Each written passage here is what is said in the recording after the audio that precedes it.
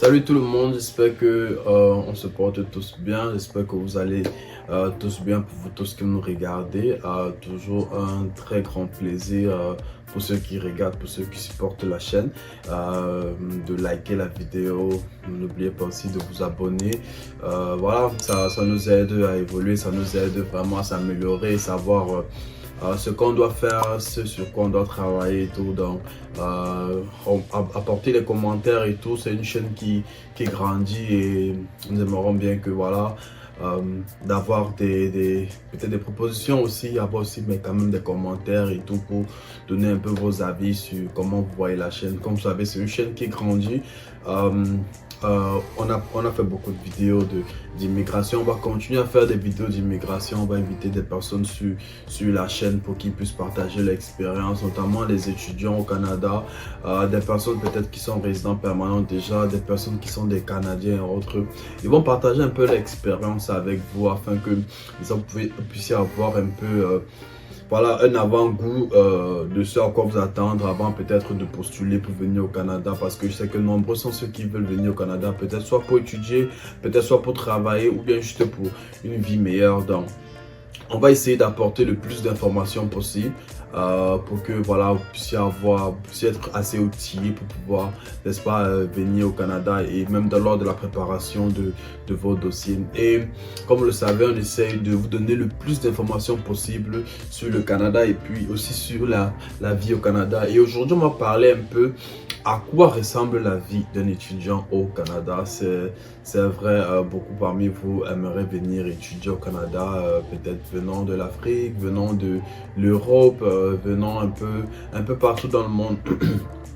Je dirais la vie d'un étudiant au Canada, je vais me focaliser beaucoup plus sur ceux qui viennent en tant qu'étudiants internationaux, parce que il faut le savoir, le coût des études au Canada est assez cher. Donc déjà pour peut-être certains parents qui nous suivent, le coût des études au Canada est assez cher et je dirais il faut bien vraiment faire le choix du pays.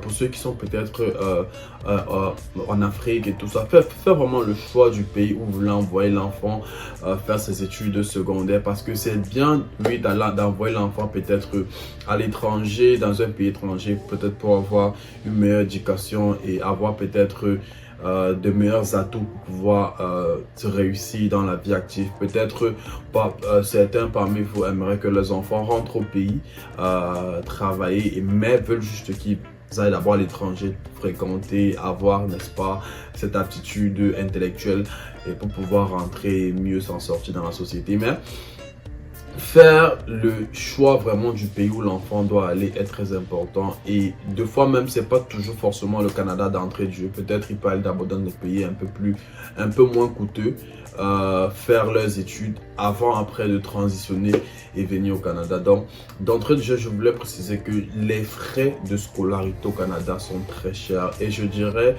faites attention aussi aux écoles où vous envoyez les enfants.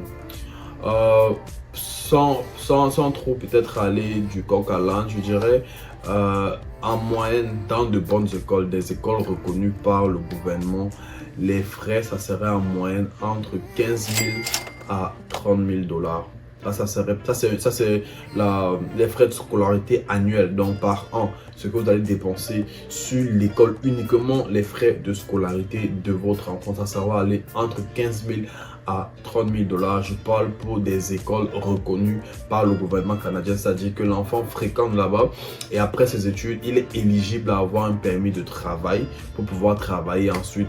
Voilà toute la procédure qui vient par après. Donc, les écoles reconnues, je précise bien, les écoles reconnues par le gouvernement canadien, éligibles, où l'enfant est éligible à pouvoir postuler pour un permis de travail après ses études, les frais vont aller entre 15 000 à 30 000 dollars. Donc vous voyez, c'est pas voilà, c'est pas à la portée de tout le monde. Donc si on fait une estimation, 10 000 dollars, c'est pratiquement 4 500 000 francs CFA pour ceux qui utilisent le franc CFA. Voilà, donc, et ça serait pratiquement voilà, on va tourner pratiquement dans les 8 millions. Donc ouais, donc pratiquement dans les 8 millions, c'est dans les 7 millions comme ça. Donc voilà, 7 millions déjà. Et à 30 000 $, donc vous pouvez voir, on quitte entre 7 millions pratiquement à 20 millions de francs CFA de scolarité annuelle. Donc pour les parents qui le peuvent, voilà, c'est bien. Mais pour les parents aussi qui veulent envoyer les enfants au Canada pour étudier, sachez que c'est pas une tâche facile. Ils s'attendent que l'enfant viendra au Canada et voilà, se prendra en charge et tout. C'est pas la chose à recommander. C'est pas quelque chose à dire, voilà, il viendra là comme tout le monde et tout. Je suis désolé, c'est pas peut-être l'Europe ou bien l'Allemagne. Beaucoup d'étudiants qui sont en allemand vous diront, les études en allemand, c'est très abordable et certains étudiants eux-mêmes se prennent en charge. Mais au Canada, c'est pas, je dirais, c'est pas impossible, mais ça sera très compliqué. Et de mettre cette pression sur des enfants qui viennent ici, ça peut les pousser peut-être à la dérive. Ça peut les pousser peut-être, voilà, à faire des trucs qui sont pas très bons. Donc, c'est bien de vraiment, en tant que parent, de se préparer déjà à l'avance pour pouvoir mettre le cadre, n'est-ce pas, dans l'étude de vos enfants et avoir déjà des fonds déjà disposés pour pouvoir aider votre enfant à réussir. Donc voilà déjà d'entrée de jeu, voilà combien vous pouvez vous attendre avec les frais de scolarité. Et au début, je précisais des écoles reconnues par le gouvernement du Canada. Pourquoi? Parce qu'il y a certaines écoles privées où l'enfant peut venir étudier. Il peut avoir un visa d'études avec ces écoles-là et tout, venir étudier et autres, parce que le gouvernement se dit, ouais, voilà, il peut venir avoir une éducation et tout. Ce sont des écoles qui ont, je dirais, la licence pour pouvoir opérer en tant qu'université au Canada. Mais ils ne remplissent pas tous les critères pour que, après les études de l'enfant, il puisse avoir son permis de travail, parce qu'il y a certains critères d'éducation que le gouvernement se base, parce que le gouvernement ne va pas stopper une personne qui a les moyens, qui a la possibilité d'aider la population à ouvrir une université. Il va pas, au contraire, ça aide, ça permet que plus de Canadiens soient éduqués et tout. Donc il y a un minimum que le gouvernement demande et ils ont ce minimum là. Mais en tant qu'étudiant international qui vient au Canada pour faire ses études, le gouvernement a d'autres écoles, qu'il y a d'autres critères en fait que le gouvernement recherche dans l'institution scolaire afin de pouvoir donner le permis de travail après. Donc vraiment faites attention sur le choix de l'école et voilà. Et même si voilà, vous avez fait un choix d'une école et vous avez rendu compte que ouais, c'était pas la bonne chose, déjà, une fois que l'enfant est sur le territoire, il peut toujours, n'est-ce pas, transférer ses crédits ailleurs et essayer d'appliquer dans une école assez reconnue. Et pour ceux qui le savent, au Canada, on a deux catégories. Les universités les plus moyennes sont les collèges, un peu comme des universités de formation, comme on connaît au Bled, et d'autres universités maintenant académiques, n'est-ce pas, voilà, ça sera des universités. Donc le college, c'est un peu comme des institutions des instituts de formation. Donc ce sont des programmes d'1 an, 2 ans, 3 ans que l'enfant peut faire. Après ça, ce sont aussi des diplômes reconnus. Il peut avoir son permis de travail et après commence à entrer dans la vie active. L'université, c'est plus académique. Donc il y a l'université proprement dit, c'est plus académique, mais tu dois faire un programme de minimum 4 ans. Avant 4 ans, tu ne peux pas avoir un diplôme.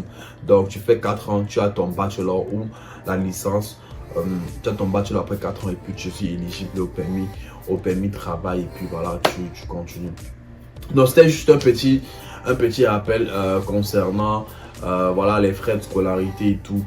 Et maintenant, le niveau de vie au Canada, c'est pas à portée de main. C'est vrai que là, maintenant, quand on parle, nous sommes en 2023, c'est vrai que le coût de vie est devenu un peu cher. Beaucoup de gens voilà, sont là à dire ah, le Premier ministre et tout. Mais bon, le coût de vie est assez cher, dépendamment aussi de la ville où vous vous trouvez. Donc, par exemple, pour ceux qui sont dans la ville de Toronto, qui est, je pense, la plus grande ville du Canada, ils ne pourraient pas trouver un appartement à moins de 500 $. Je dirais 500 $, c'est possible. Moins de 500 $, ça sera très compliqué de trouver une chambre. Pas même, bon, peut-être j'ai dit appartement, ça sera difficile de trouver une chambre à louer à moins de 500 $. Ça sera très difficile. Donc, déjà se mettre ça en tête. Et voilà, lorsque vous venez, voilà un peu à quoi s'attendre avec le loyer. Les maisons sont là, il y a des bailleurs, il y a des trucs et tout, c'est assez ouvert. Donc, vous pouvez voir, c'est assez ouvert. Il y a des plateformes sur lesquelles vous pouvez postuler pour avoir vos maisons et tout. Et il y a aussi l'école aussi de fois aide. Il y a aussi ceux qui peuvent vivre sur le campus, n'est-ce pas? Mais les appartements ou bien les chambres du campus sont un peu plus chers que la norme, voilà, au quartier et tout. Donc, mais pour ceux qui viennent d'arriver, si vous n'avez pas de connaissances, vous n'avez pas une famille, vous n'avez pas d'amis et tout, vous pouvez peut-être résider au campus peut-être pour 1 an et tout. Et après, maintenant, essayer d'aller ailleurs, parce qu'ailleurs, ça sera souvent un peu plus moins cher. Parce que je dirais le campus en moyenne a peut-être 200 ou 300 dollars en plus de la moyenne des prix hors du campus. Donc, c'est toujours bien d'avoir des logements hors campus. C'est vrai, l'avantage à rester dans le campus, c'est que vous serez peut-être plus proche de l'école parce que généralement, les résidences du campus sont proches de l'école. Donc, vous serez un peu plus proche de l'école. Ça va faciliter peut-être avec l'accessibilité à l'école, peut-être le transport et tout. Ça ne sera pas très éloigné de l'école. Mais bon, voilà, ça dépend aussi.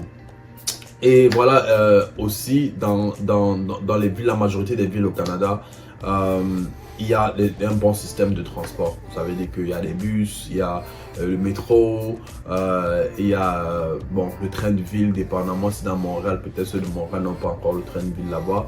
Mais voilà, en général, n'importe quelle ville où vous êtes, il y aura au moins un bon système de bus qui va fonctionner. Et voilà, dépendamment aussi, je vais parler beaucoup plus pour les métropoles, genre Toronto, Montréal et puis peut-être Vancouver. Ça va pas être loin de là. À Montréal, par contre, le logement est assez abordable, dépendamment. Mais voilà, les prix des trains et tout ça, de bus, ça peut varier en fonction des villes. Je dirais, attendez-vous à dépenser entre 150 à 200 dollars, voire 250 dollars par mois.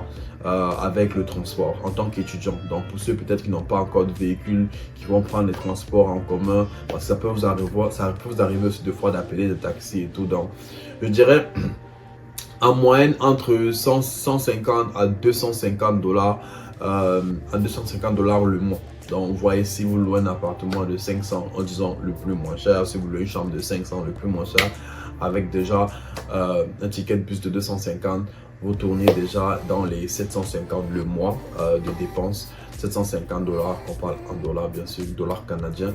Donc 750 dollars déjà le mois. Et voilà, aussi derrière il y a la nourriture, derrière il y a ceci, il y a cela. Et puis voilà, donc si on veut aussi faire entrer la nourriture et tout, parce que voilà, la nourriture, ça peut aussi revenir autour des 300 dollars. Si vous voulez aussi quand même manger assez bien et tout, assez équilibré, pas des nourritures voilà, qui peuvent venir à votre santé et tout. Donc, et je parle aussi toujours dans la majorité des grandes villes du Canada, donc les grandes métropoles, Ottawa, Toronto, Mississauga et tout ça. Donc les grandes métropoles du Canada, les villes un peu plus éloignées peuvent être un peu plus moins chères en termes du coût de vie, en termes peut-être du loyer, du transport, la nutrition et tout. Mais voilà, en général, voilà un peu à quoi vous allez vous attendre. Donc environ 300 sur la nutrition, 250 dollars sur le transport. Et je ne vais pas choisir 500 parce que 500 c'est vraiment le minimum. Mais je dirais en moyenne 700 dollars pour la chambre. En moyenne 700 dollars. Ça sera vraiment la majorité des chambres que vous allez voir. Ça sera un peu vers là. Donc si vous avez une chambre étudiant assez classique et tout, voilà, ça serait pratiquement 700 dollars. Donc ouais, 700 dollars, plus 300 dollars de nourriture, on est déjà dans les 1000 dollars, plus le transport, on est dans les 1250 dollars. Donc voilà un peu les dépenses de base que vous pouvez vous attendre. Après, derrière, il y a voilà, vous pouvez peut-être sortir entre amis et tout. Peut-être vous acheter des vêtements, acheter des chaussures, acheter peut-être des trucs pour l'école, les cahiers, des livres, sacs et tout, crayons, bics et tout ce qui va avec. Donc derrière, maintenant, il y a d'autres dépenses à gauche, à droite que vous pouvez faire. Donc, vous pouvez facilement vous retrouver par mois à dépenser dans les 1500 et tout par mois en tant qu'étudiant au Canada. Donc voilà un peu à quoi vous attendre en tant qu'étudiant qui vivait au Canada, n'est-ce pas? Voilà un peu quelques estimations. Donc, je voulais partager un peu ça avec vous pour que ça vous donne un peu une certaine idée de comment la vie se passe ici en tant qu'étudiant. Et j'ai beaucoup plus mis l'accent sur le côté finance. On va parler un peu du côté social après, en ce qui concerne un peu comment se faire les amis, comment à l'école, comment ça se passe, un peu la manière de penser des Canadiens et tout. Mais déjà de base sur le côté finance, voilà un peu à quoi vous attendre. Et aussi, c'est vrai qu'on va parler des dépenses, mais il y a aussi l'opportunité de travailler parce que présentement, quand je parle, le gouvernement avait ouvert la possibilité de travailler à temps plein jusqu'en décembre 2023. Donc, les étudiants qui sont sur le territoire canadien ont la possibilité de travailler à temps plein. Temps plein, ça veut dire la possibilité de travailler 40 heures la semaine. Et le salaire minimal à l'Ontario, parce que l'Ontario c'est la province où se trouve Toronto, le salaire minimal à l'Ontario c'est pratiquement 15 $. Donc vous pouvez faire le calcul et voir combien vous pouvez gagner. Avec 15 $, vous pouvez vous retrouver par mois avec peut-être 2000 $ le mois après les taxes et tout. Donc vous voyez que si sur les 2000 $, il y a les potentialités que voilà, si vous vivez vraiment avec le minimum et tout, vous pouvez vous retrouver peut-être à économiser peut-être 500 $ si vous travaillez à temps plein, ce qui n'est pas assez facile vu que vous êtes aussi étudiant. Il faut aussi consacrer le temps pour les études et tout. Donc vu le coût de vie et tout, vraiment votre travail va vraiment vous permettre de vivre. En général, en tant qu'étudiant au Canada, ton travail te permet de vivre. C'est ça, ton travail te permet de vivre. Maintenant, pendant l'été et tout, tu peux bosser un peu plus et tout, ce qui te permet un peu de faire quelques réserves, d'avoir un peu quelques épargnes et tout. Mais en général, ton travail te permet juste à vivre. Après, maintenant, quand tu finis les études, quand tu as un meilleur salaire et tout, voilà, tu peux avoir maintenant des possibilités de mieux épargner. Pas pour dire qu'en tant qu'étudiant, tu peux pas épargner, tu peux épargner, mais avec le coût de vie qui est assez cher, ça peut être deux fois un facteur difficile à réaliser. Donc voilà un peu sur le côté finance, ce à quoi s'attendre, n'est-ce pas, en tant qu'étudiant au Canada. J'espère que ça vous a aidé un peu ce petit briefing et tout, ces petites informations que j'ai pu mettre ensemble pour vous donner. Voilà, sur le côté vraiment finance.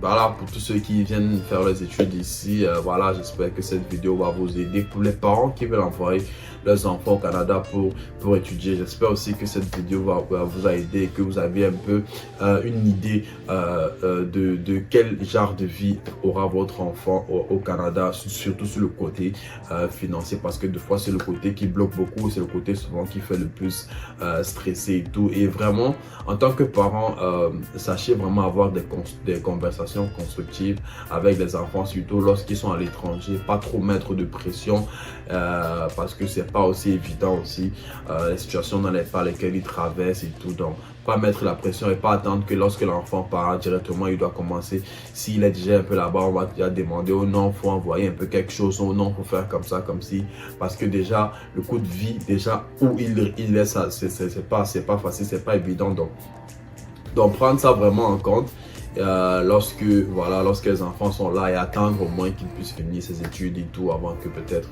voilà, on peut leur ramener certaines charges et tout. Maintenant, si l'enfant de manière volontiers vient vous voir, maman, papa et tout, j'ai pu économiser quelque chose, j'ai pu garder quelque chose, j'espère que ça peut aider ainsi une telle ou un tel. Voilà, c'est apprécié, c'est toujours encouragé, mais voilà, c'est assez compliqué aussi en tant qu'étudiant ici avec le côté financier. Donc merci beaucoup pour tous ceux qui ont regardé la vidéo jusqu'à la fin. J'espère que la vidéo vous a plu. Comme je dis, on aura des contenus encore plus enrichissants qui vont venir après dans la vidéo. On aura des personnes qui vont venir aussi sur la chaîne, les Canadiens eux-mêmes qui sont là. Des étudiants internationaux qui sont là, qui vont partager l'expérience, comment ça s'est passé pour eux, voilà, depuis leur pays d'origine jusqu'à maintenant au Canada. Donc j'espère que la vidéo vous a plu. N'oubliez pas de liker, de vous abonner pour ceux qui ne l'ont pas encore fait, et de partager la vidéo avec ceux que vous pensez que ça peut aider. Merci beaucoup.